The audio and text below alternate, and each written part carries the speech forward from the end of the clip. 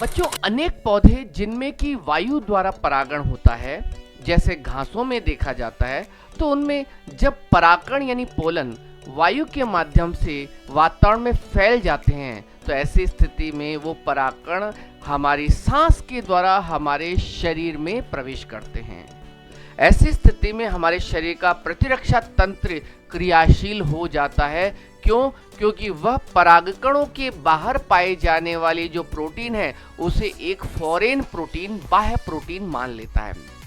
तब जाकर हमारे शरीर का जो प्रतिरक्षा तंत्र है वो IgE नाम की एंटीबॉडी का निर्माण कर लेता है। और ये जो IgE नाम की एंटीबॉडी होती है वो हमारे शरीर के अंदर पाए जाने वाली विशेष कोशिकाओं यानी मास्ट कोशिकाओं को सक्रिय कर देती हैं, और ये मास्ट कोशिकाएं हिस्टामिन नामक रसायनों के स्रावण को प्रेरित करती है।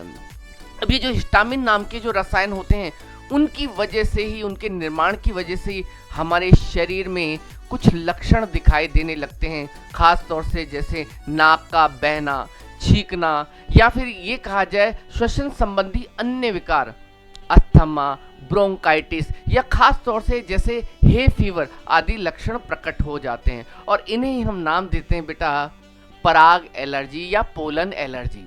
अब इसमें आपको एक बहुत खास बिंदु ध्यान रखना है।